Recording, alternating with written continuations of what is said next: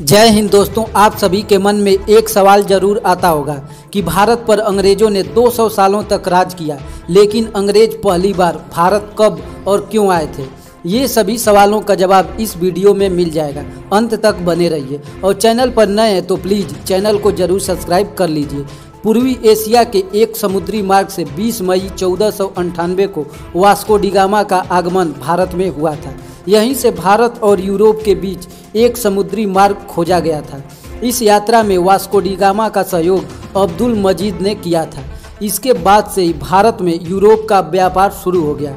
अंग्रेजों का सबसे पहले आगमन भारत के सूरत बंदरगाह पर 24 अगस्त 1608 ईस्वी को हुआ था।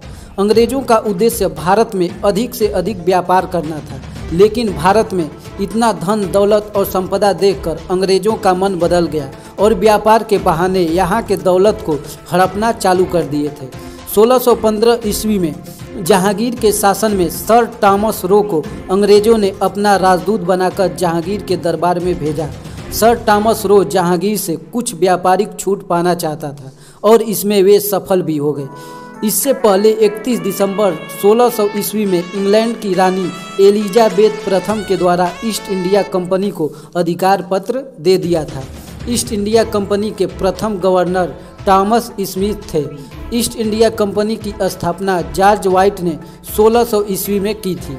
ईस्ट इंडिया कंपनी का मुख्य उद्देश्य दक्षिण पूर्व एशियाई देशों के साथ व्यापार संबंध स्थापित करना था।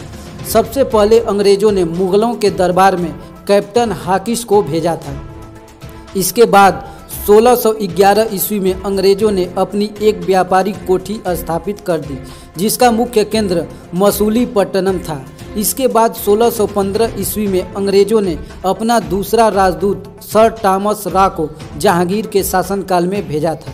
अंग्रेजों को एक सुनहरा फरमान दिया गया, जिसके तहत अंग्रेजों को 500 पैगोडा जमीन पर गोलकुंडा राज्य के बंदरगाह पर अपना व्यापार स्थापित करने की स्वतंत्रता मिल गई। अंग्रेज व्यापार की आड़ में यहाँ की धन दौलत पर नज़र गड़ाए हुए थे और धीरे धीरे राजाओं से छूट मिलने के बाद अंग्रेजों ने कोलकाता, बॉम्बे, मद्रास के आसपास अपना व्यापार शुरू कर दिया। अंग्रेजों ने कई व्यापार किए, जिसमें नील, कपास, रेशम प्रमुख थे। अंग्रेजों ने भारत के लोगों में काफ़ी मतभेद डालना शुरू कर दिया। यही तरीका अपनाकर अंग्रेजों ने भारत से अधिक पैसा हड़पने के बारे में सोचने लगे और जगह जगह पर अपनी व्यापारिक कोठियाँ स्थापित कर दी।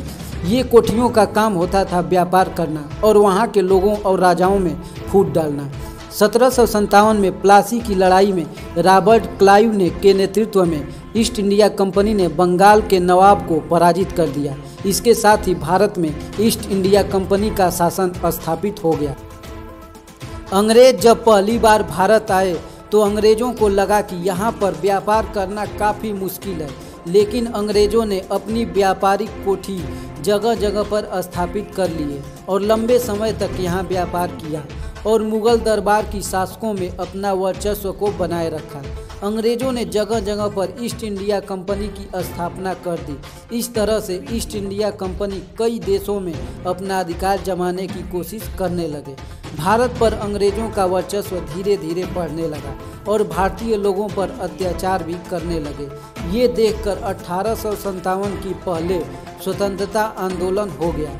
1857 के विद्रोह के बाद 1858 में भारत में ईस्ट इंडिया कंपनी के शासन का अंत हो गया और ईस्ट इंडिया कंपनी के जाने के बाद ब्रिटिश क्राउन का भारत पर पूर्णतः सीधा नियंत्रण हो गया, जिसे ब्रिटिश राज के नाम से जाने लगा। भारत में व्यापार की स्थिति काफ़ी अच्छी थी। यहाँ काफ़ी धन था, इसलिए यहाँ कई देश व्यापार करने के लिए आने लगे। अंग्रेजों के बाद डचों ने अपनी व्यापारिक कंपनी स्थापित कर दी। इसके बाद पुर्तगाल भी यहाँ व्यापार करने लगे। इस तरह भारत में कई सारे देश आए और भारत में बहुत सारा धन लूट कर ले गए और कुछ समय बाद भारत पर अपना अधिकार जमा लिए। ये वीडियो आपको कैसा लगा कमेंट बॉक्स में ज़रूर बताइएगा और जय हिंद ज़रूर लिखिएगा।